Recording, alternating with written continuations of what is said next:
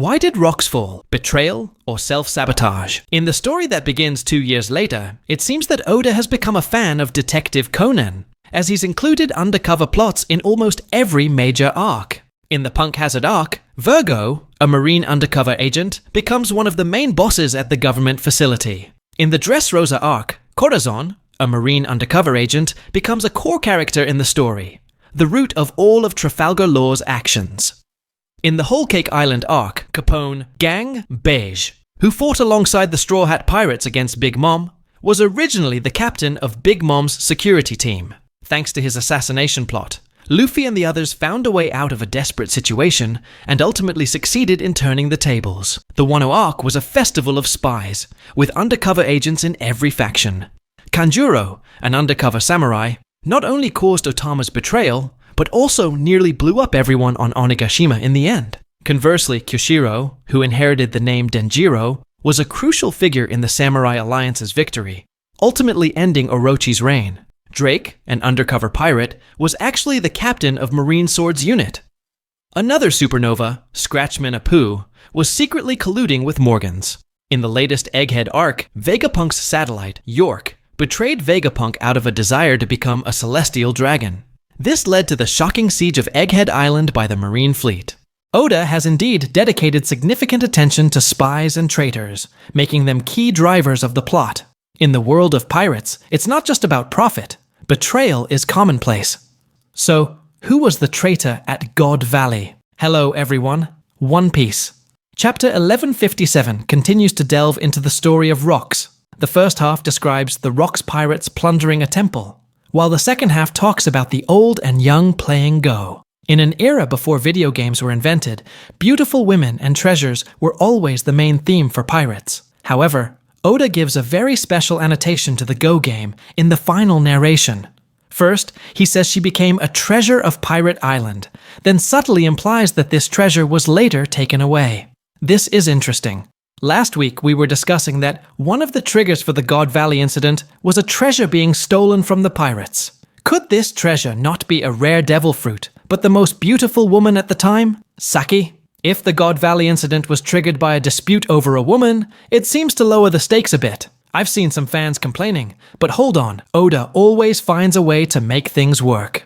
Before the next chapter is released, let's look at the clues we have. In Marineford, chapter 1096, the reactions of other forces to the treasure, besides Garp's, can help us figure this out. First, the pirates of Pirate Island. After hearing that Rocks was taking action, they also got restless and called it an event for the entire pirate world. If it was a treasure or a devil fruit, pirates would definitely not dare to compete with the powerful Rocks pirates. However, if it was to rescue Saki, the most beautiful woman in the pirate world, these lines make sense. Then there's the Marines' reaction.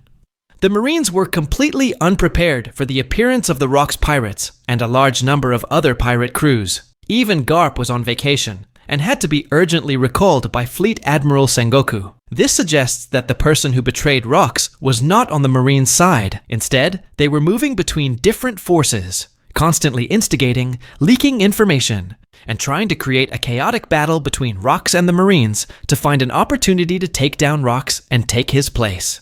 Let's look at the reactions of the Rocks pirates themselves. Their lines from back then now have a clearer meaning. Stussy complaining that White Rabbit, likely a reference to a character like Charlotte Amande, also showed up seems like jealousy on the surface, but it also implies that Saki was likely on the island. It also suggests another layer of meaning. The Rocks pirates may have already split into different crews due to their large scale. Many strong members, such as White Rabbit and Captain Silver, Silver's Rayleigh, were already independent captains or leaders. This operation was a result of Rocks' summons, and their goals were different.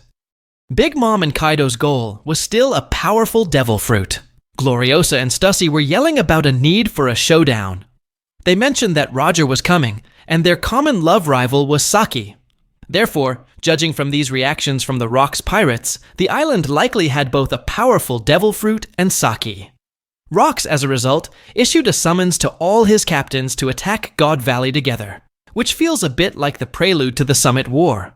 And Roger's reaction is also interesting. He said a classic line, "It's been a year. Do you know what I've been through this past year?" Rayleigh also shouted, "This time, the captain's privilege doesn't apply." We used to guess that Roger was referring to something he desperately needed.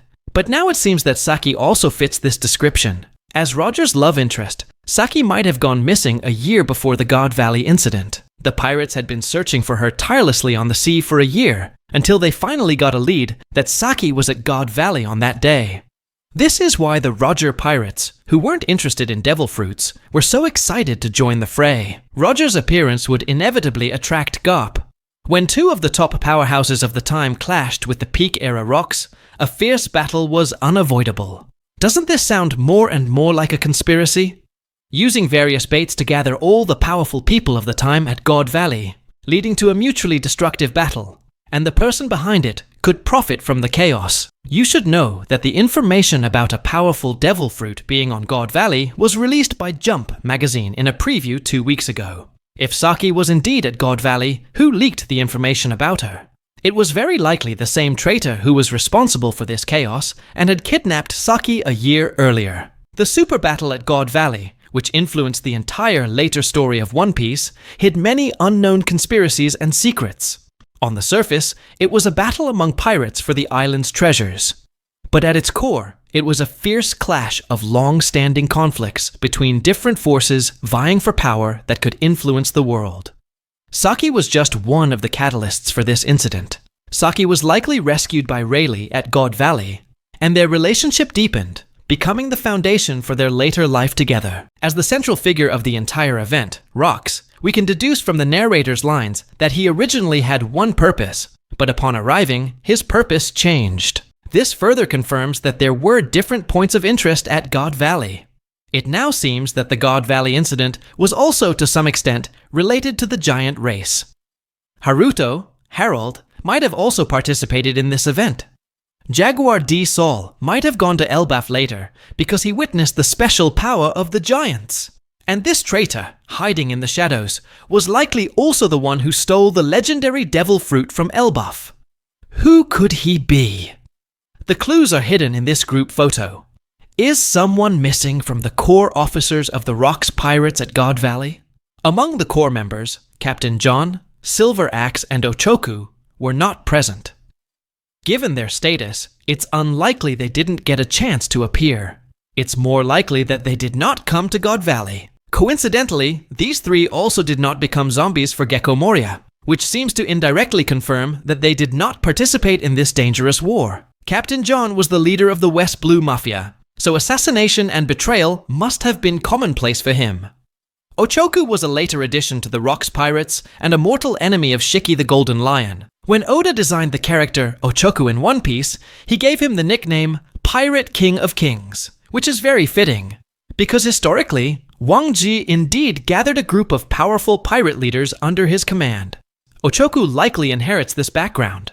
The fact that he later took over Pirate Island and became its boss suggests that he might have long had his eyes on Rock's position, wanting to replace him. He wasn't a Marine, but he wanted to use the power of the Marines to weaken or even defeat Rocks, so he secretly leaked information to the Marines. Sharp-eyed fans may have noticed that Ochoku was responsible for intelligence and communication within the Rocks Pirates. This kind of role makes it easy to control information. If he wanted to secretly collude with the Marines, it would be very convenient. All in all, based on the current clues, Ochoku is the most likely candidate for the traitor. Later, he was defeated by Rox's descendant, Blackbeard, in the Rocky Port incident, which feels like a sense of poetic justice. Of course, besides this traitor, what role Harold played in the downfall of Rox is also very intriguing. This flashback arc of the Giant King should be reaching a climax soon, and I'm looking forward to the next developments. So, that concludes this analysis of the details and foreshadowing in One Piece Chapter 1157. Feel free to share your thoughts in the comments section.